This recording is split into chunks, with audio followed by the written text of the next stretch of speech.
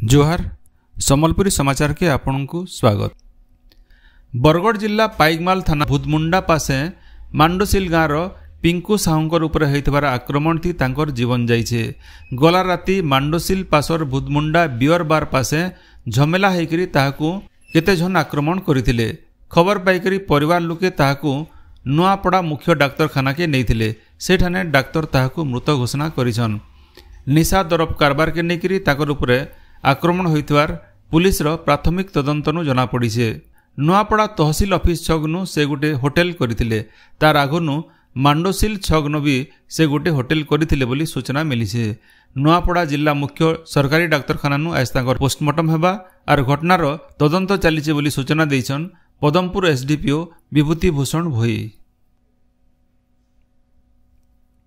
कलाहांडी जिला नर्ला विधायिका ताकर सत्यपाठन जाल मैट्रिक सर्टिफिकेट देइथबार बाबदे आघर विधायक आर कांग्रेस नेता भक्तचरण दास हाईकोर्ट न मामला लगी आवेदन करिछन। नर्ला आसन्नु जीतिथबार विधायिका मनोरमा महांती तांकर सत्यपाठन बिहार रो गोटे ओपन स्कूल नु मैट्रिक पास करिथबार कथा उल्लेख करिछन, जेनटा कि जाल मैट्रिक सर्टिफिकेट आए बोली श्री दास अभियोग करिछन। विधायिका श्रीमती महांती पंचायत समिति निर्वाचन समिया के दाखल करिथबार सत्यपाठ ने भवानीपाटना सरकारी बालिका हाईस्कूल न मैट्रिक पास करिथबार कथा उल्लेख करथिले बोली श्री दास हाईकोर्ट न दाखल करिथबार तांकर आवेदन न जनैछन। बरगढ़ शहर न जबरदखल होइतबार सरकारी जमीन उच्छेद प्रक्रिया मूल होइछे। गलाकाल बरगढ़ शहर panchayat college road SP office छकनु गांधी छक और गांधी छकनु बांदोटिकरा रास्ता न सरकारी जमी चिन्हट काम मूल हो जाइछे। बरगढ़ तहसीलदार बरगढ़ म्युनिसिपालिटी निर्वाही अधिकारी पीडब्ल्यूडी अधिकारी मानकर उपस्थिति न जमी चिन्हट काम चलीछे। पहला खेपे रास्ता के मपाजुखा करी जेतकी जगह सरकारी अच्छे सेठाने चिन्हा दिया जाउछे। चिन्हट होइतबार जगह जनता फेर थोरे जबरदखल नाय हेबा सेथिर लागि पदक्षेप निया जाउछे बोली कहिछन बरगढ़ तहसीलदार। एनो जनै दिया जाई पारे जे राजस्व और विपर्यय परिचालना विभाग निर्देश अनुसार प्रशासन तरफु ई पदक्षेप निया जाउछे। राज्य सरकारंकर अतिरिक्त मुख्य शासन सचिव सत्यव्रत साहू गला 6 तारिख दिन ई बाबदे राज्यर सबु जिलापाल मानकु लिखित निर्देश देथिले। ई चिठी थी उल्लेख रही जे सरकारंकर गोटे उच्च स्तरीय कमिटीर मीटिंग न राज्य बढ़ुथिबार सरकारी जमीर जबरदखल के निगरी उद्वेग प्रकाश पाइछे। शहर और ग्रामांचल न सरकारी जमी जबरदखल होइथिबार नु विकास काम न बाधक सृष्टि होउछे। केतेटा जगह न बेआईन जबरदखल नेकरी अदालत मानके भी मामला चलीछे। हेतिर लागि शहरांचल और ग्रामांचल न केते सरकारी जमी जबरदखल होइछे तार चिन्हट करी जबरदखल के उच्छेद करवार लगी निर्देश दिया जाइछे। जबरदखल उच्छेद कला उतरु सरकारी जमी के बाड़ा देकी सुरक्षित रखबार लगी निर्देश दिया जाइछे। एथिर लगी पांठिर अभाव हेले राजस्व विभाग के जनाबार लगी भी कहा जाइछे। इटा के बहुत जरूरी काम मने करी प्रशासन तरफु काना पदक्षेप निया जाइछे। हर 2 हफ्ता ती तार रिपोर्ट देवार के राजस्व विभाग तरफु सबु जिलापाल मानकु निर्देश दिया जाइछे। सरकारंकर ई निर्देशनामा पाइला परे प्रशासन तरफु पदक्षेप मूल होइछे। शहर नो गाँ सबुआड़े सबु जगह नु सरकारी जमी जबरदखल होइछे। केनठाने व्यक्तिगत जबरदखल होइछे तो केनठाने आनुष्ठानिक जबरदखल होइछे।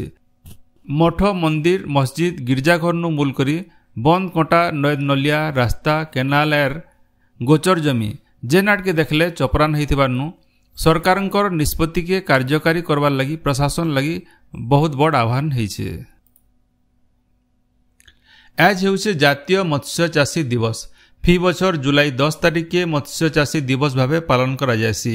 ई अवसर में मुख्यमंत्री मोहन चरण माझी ओडिशार सबु माछ चाषी मत्स्यजीवी मत्स्य उद्योगी और माछ चाष संगे जोड़ी हितबार चाषी मानकु शुभेच्छा और अभिनंदन जनैछन।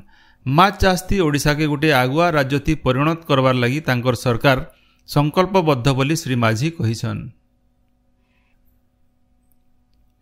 बरगढ़ जिला विजयपुर पंचायत समिति ठाने मंगलवार जिलापालंकर अभियोग शुणाणी शिविर हो जाइछे। सोमवार रथयात्रा लगी छुट्टी थिबार नु मंगलवार इस शिविर रो आयोजन होइतिला। जिलापाल आदित्य गोयल एसपी प्रहलाद सहाय मीना पदमपुर अतिरिक्त जिलापाल कृणाल मोतीराम चौहान जिला परिषद मुख्य उन्नयन अधिकारी सुशांत सिंह और पदमपुर उपजिलापाल आलोक कुमार पटेल संगे जिला स्तरीय अधिकारी माने इस शिविर न हाजर होकर लोकंकर अभियोग माने सुनिथिले। इस शिविर न पीवार पैन बिजली जोगाण शिक्षा चाष जमी के जलसेचन राशन कार्ड धान बिक्री भत्ता रास्ता तैयारी एंता 88टा भिन्न भिन्न समस्या नेकरी लोग माने आसीथिले। समस्या मानकर तुरंत समाधान करबार लगी जिलापाल विभागीय अधिकारी मानकु निर्देश दैछन। ସମ୍ବଲପୁର ଜିଲ୍ଲା ଜୁଜୁମୁରା ନିବାସୀ ସମ୍ବଲପୁରୀ ରାମାୟଣର ଲେଖକ କବି ସୁରେନ୍ଦ୍ରନାଥ ପାଣିଗ୍ରାହୀଙ୍କର 74 ବছର ବୟସେ ଗଲାକାଲ ପରଲୋକ ହୋଇଯାଇଛି। ପଶ୍ଚିମ ଓଡ଼ିଶା ବିକାଶ ପରିଷଦ ତରଫରୁ ଶ୍ରୀ ପାଣିଗ୍ରାହୀ ଲେଖିଥିବାର 2ଟା ବହି ରାମର କଥା ରାମର ରସ ଆର ହନୁମାନ ଚାଲିସା ବହି ଛପା ହୋଇଥିଲା। ମୁମ୍ବାଇ କୋଲକାତା 53 ନମ୍ବର ଜାତୀୟ ରାଜପଥ ପଡ଼ିଆ ବାହାଲନ ଡ୍ରେନ୍ କାମ ଜଲ୍ଦି ସାରିକରି ଫ୍ଲାଏଓଭର ତିଆରି କରବାର ଲାଗି ଦାବି ହୋଇଛି। ପଡ଼ିଆ ବାହାଲ ନାଗରିକମାନଙ୍କର ତରଫରୁ NHAIPDଙ୍କୁ ଭେଟିକରି ଇ ବାବଦେ ଗୋଟିଏ ଦାବିପତ୍ର ପ୍ରଦାନ କରାଯାଇଛି।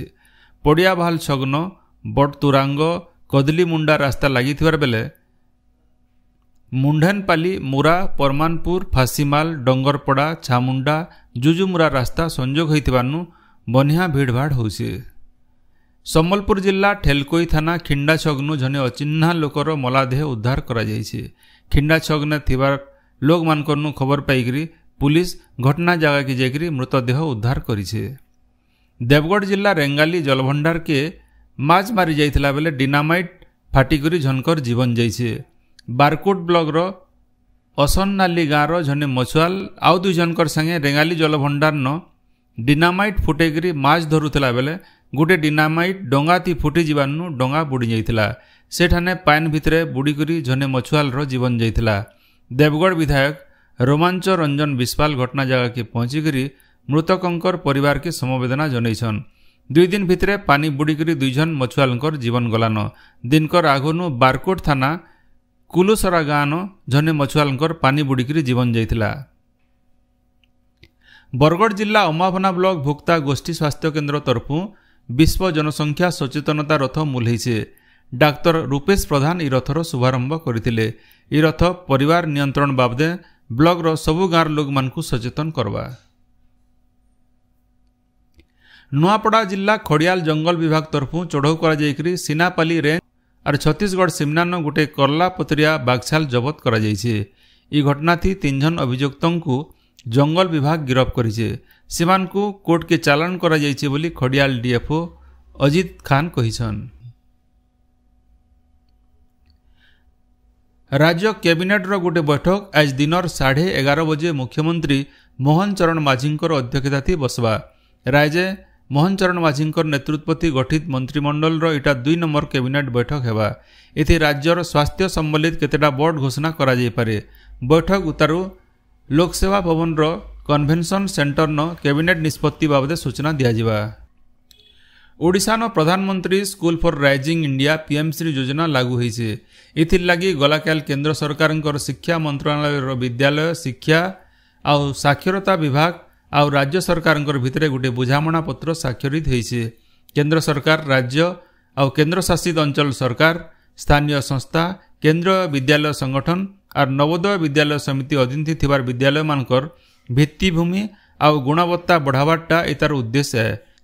इतार सहित छात्र छात्री मानकर दक्षता सहित सेमानकर वैज्ञानिक मनोभाव के बढ़ावार लगी कला साहित्य विज्ञान थी सृजनशीलता सहित सबु दृष्टिनु शिक्षक शिक्षयित्रींकर दक्षता बढ़ावारटा हेउछे ई योजनार मूल लक्ष्य।